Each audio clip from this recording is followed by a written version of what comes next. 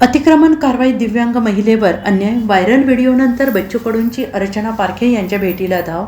छत्रपती संभाजीनगर शहरातील गजानन महाराज मंदिर परिसरात महानगरपालिकेच्या अतिक्रमण हटवण्याच्या कारवाई दरम्यान गोरगरीब विक्रेत्यांच्या मातीच्या भांड्यांचे माठांचे नुकसान करण्यात आल्याचा आरोप होत आहे आणि याच कारवाईत दिव्यांग महिला अर्चना पारखे यांचा व्हिडिओ सोशल मीडियावर मोठ्या प्रमाणात व्हायरल होत झाला। मात्र सकाळी संबंधित ठिकाणी महिलेचे मडक्यांचे दुकान नसल्याची चर्चा आहे, तरी देखील व्हिडिओ व्हायरल झाल्यानंतर संतापाची लाट पसरली आहे। दिव्यांग भगिनी अर्चना पारखे यांच्यावर अन्याय झाल्याचा आरोप करत प्रहार संघटनेचे नेते तथा आमदार बच्चूभाऊ कडू यांनी आज त्यांच्या भेटीसाठी धाव घेतली।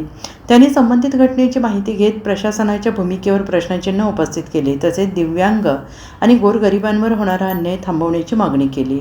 या प्रकरणामुळे महानगरपालिकेच्या कारवाईच्या पद्धतीवर पुन्हा एकदा प्रश्न उपस्थित होत असून आता प्रशासन यावर काय भूमिका घेणार याकडे सगळ्यांचे लक्ष लागून राहिले आहे। व्हायरल झालेला होता आणि कुठेतरी असं दिसतं की दिव्यांगांवर अन्याय होतो। साला प्रशासनाने हा अधिकारी हे अफजल खानापेक्षा काही कमी नाही आहे। त्यांना प्रतापगडावर वारी करत असताना जे काही उद्ध्वस्तपणा केलेला आहे ना, तसं दृश्य केल्याचा प्रकार आहे आणि या छत्रपती शिवरायांच्या विचारानं चालणारं सरकार निश्चितच अपेक्षा करतो का अशा लोकांवर कारवाई झाली पाहिजे, आणि नाही झाली तर आमची भूमिका दिव्यांगाप्रती ठाम आहो। पहिले दिव्यांग आहे, मग सरकार आहे, मग पक्ष आहे। पहिले दिव्यांग आहे आमच्यासाठी, पक्ष आणि नंतर आहे।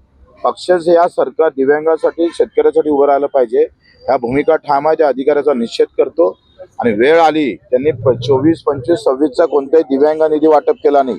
अजूनही या दिव्यांगांना 6,000 रुपये महिना जो हक्काचा आहे संजय गांधीचा, तो भेटू शकला नाही। मग प्रशासन करतं काय?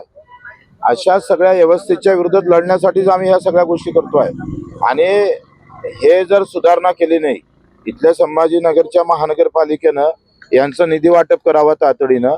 तो एकच्या अगोदरचा आयुक्त इतकं नालायक होतं तर 4 माराव्या आणि 1च मोजावा असं आयुक्त होतं। त्यानं 4-5 वर्षात एक निधी खर्च नाही केला दिव्यांगांसाठी। आणि मग या सगळ्यासाठी 15 दिवस आम्ही महानगरपालिकेला देतो। एक या दिव्यांग निधी असेल, घरकुलाच्या संदर्भातला विषय असेल, हा मार्गी जर लावला नाही तर थेट महानगरपालिकेच्या आयुक्ताचा विषय हा आमच्या सोबत असेल। आता आम्ही त्यांना राहण्याला भाड्यानं घर देतोय करून 4-5 महिने, आणि तेपर्यंत एक घरकुलाची व्यवस्था शिवसेना कक्ष मदत निधीतून आपण करू आणि त्यांना एखादा रोजगार देता येईल का, आणि त्यांचं महिन्याचं किराण्याचं किमान भागेल अशी व्यवस्था आपण करू। बरं, पण असं म्हटलं जातं की गोरगरिबांवर कारवाई होतीये, दुसऱ्यावर कुठेतरी भेदभाव केला जातो कारवाई करताना। हे अगदी बरोबर आहे, असंच आहे।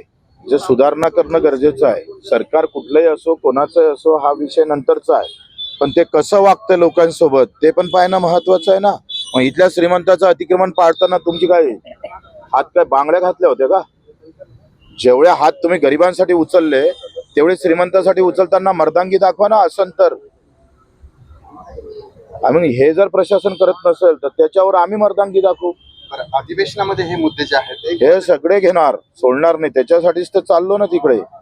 Bureau report SBN Marathi, Chhatrapati Sambhajinagar.